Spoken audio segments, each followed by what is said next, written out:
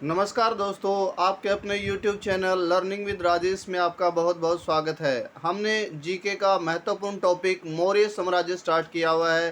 Part 1 में कल आपने मौर्य साम्राज्य को जानने के साहित्यिक स्रोतों के बारे में और चंद्रगुप्त मौर्य के बारे में कल जाना।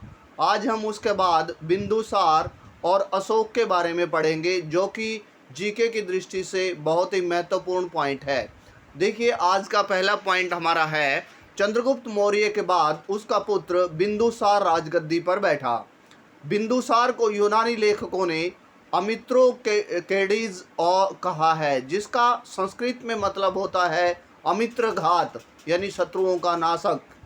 आई होप कि आपको समझ आ गया होगा। उसके बाद वायु पुराण में उन्हें भद्रसार कहा गया है।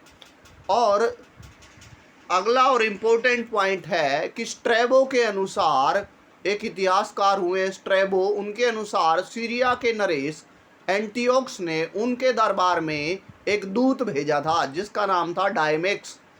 ये याद रखिएगा, कई बार एग्जाम में आता है ये क्वेश्चन, तो कि कौन से दूत को भेजा था या किसने भेजा था या किस इतिहासकार के अनुसार। अगर बहुत डिफ़िकल्ट क्वेश्चन आया तो किस इतिहासकार के अनुसार, तो याद रखेंगे स्ट्रैबो के अनुसार। उसके बाद जैन ग्रंथों में उन्हें सीनसेन कहा गया है, यानी किसे। अब क्वेश्चन आएगा कि जैन ग्रंथों में सीनसेन किस मौर्य शासक को कहा गया है, आप बताएंगे बिंदुसार को। उसके बाद बिंदुसार के शासन काल में, यहाँ पर काम की जगह काल, शासन काल में तक्षशिला में विद्रोह हुआ। तक्षशिला में विद्रोह हुआ। उस समय तक्षशिला का शासक उनका पुत्र सुसीम था, लेकिन वो इस विद्रोह को नहीं दबा पाया। इस विद्रोह को कम समय में ही अशोक ने दबा दिया और उसे तक्षशिला का गवर्नर बना दिया गया, यानी उसकी कैपेबिलिटी के अनुसार उसे तक्षशिला का। उससे पहले वो उज्जैन का गवर्नर था, आपने पढ़ा होगा, आई होप कि आप जानते हैं।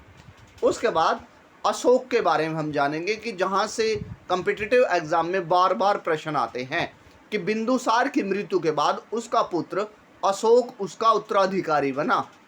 उसकी माता का नाम सुभद्रांगी है, सुभद्रांगी था। शिहली जनश्रुति के अनुसार उसने अपने 99 भाइयों को मारकर राजगद्दी हासिल की थी, और जो कि रचना का नाम है महाबोधि वंश। महाबोधि वंश रचना में उसे ऐसा माना गया है कि उसने ये किया था। उसके बाद जो कि वेरी वेरी इंपॉर्टेंट पॉइंट है, कई बार एग्जाम में आता है कि किन अभिलेखों में अशोक का नाम अशोक लिखा मिलता है, तो आप बताएंगे कि मास्की और गुर्जरा अभिलेख में ऐसा मिलता है। उसके बाद नेक्स्ट पॉइंट है कि अभिलेखों में उन्हें देवनाम प्रिय और प्रियदर्शी भी कहा जाता है। देवनाम प्रिय मतलब देवताओं का में भी प्रिय, और देवनाम प्रियदर्शी मतलब देखने में बहुत ही दर्शनीय है, तो उन्हें ये नाम दिए गए हैं। उसके बाद उनका राज्याभिषेक 269 बीसी में हुआ।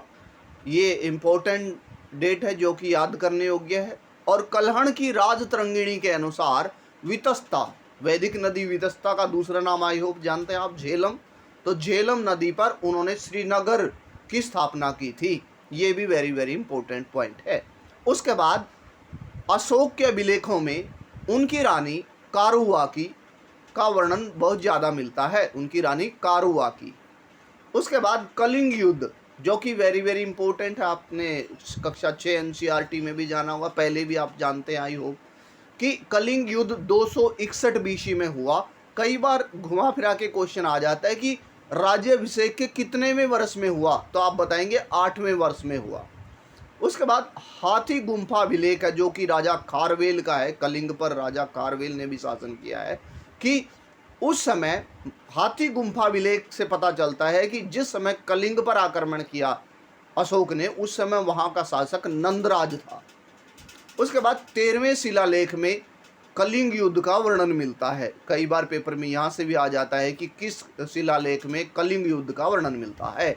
उसके बाद कलिंग की राजधानी, कलिंग की 2 राजधानियाँ हैं, उत्तरी कलिंग तोसली और दक्षिणी भाग की है जौगढ़।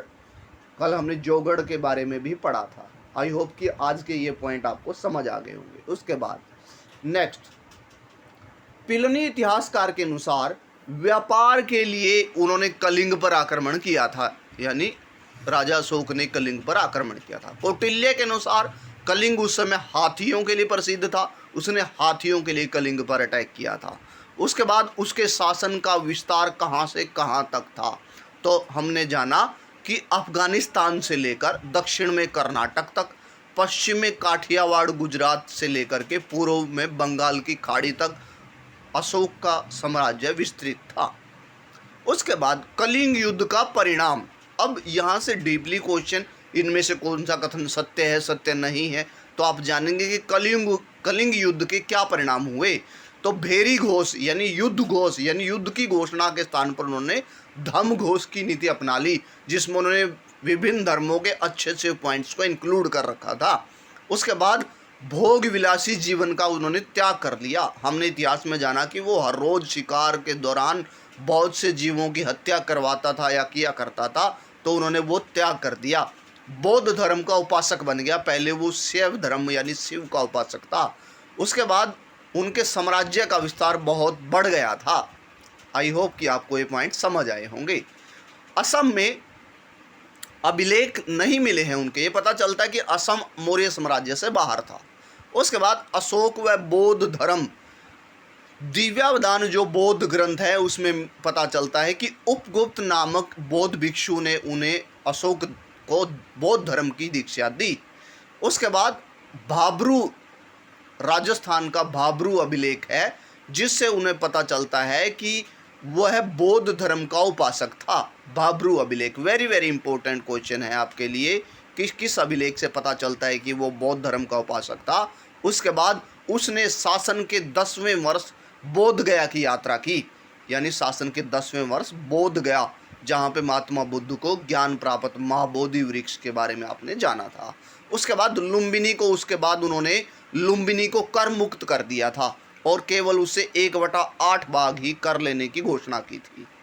उसके बाद बराबर की पहाड़ियों में गुफाओं का निर्माण उन्होंने करवाया। 4 गुफाएं हैं, उसके बारे में आई होप कि आप जानते हैं। यहाँ से प्रश्न आज तक तो हमने देखा नहीं है। उसके बाद मास्की लघु शिलालेख जो है उसमें अशोका ने स्वयं को बुद्ध शाक्य कहा है। आई होप कि आपको समझ आ गया होगा। उसके बाद अशोक के धम्म का वर्णन दूसरे व 7वें स्तंभ लेख में बताया गया है। अशोक के धम्म का वर्णन, यानी वहाँ उन्होंने बताया है कि धम्म में क्या क्या शामिल होगा। उसके बाद अशोक कालीन एकासम स्तंभ, आपने जाना छोटी कक्षा में, एकासम का मतलब होता है एक ही पत्थर से बनाया हुआ। तो उस स्तंभ की सबसे अच्छा उदाहरण सारनाथ स्तंभ है, और आई होप कि पंचायत सेक्रेटरी में ये प्रश्न आया हुआ भी था। उसके बाद रामपुरवा स्तंभ लेख पर के शीर्ष पर सिंह का चित्र बना हुआ है।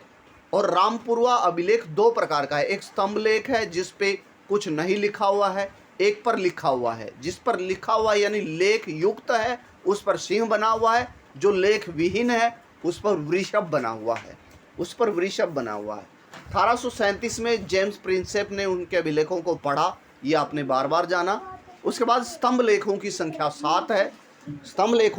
7 है। उसके बाद लोरिया नंदगढ़ स्तंभ लेख पर मोर का चित्र बना हुआ है।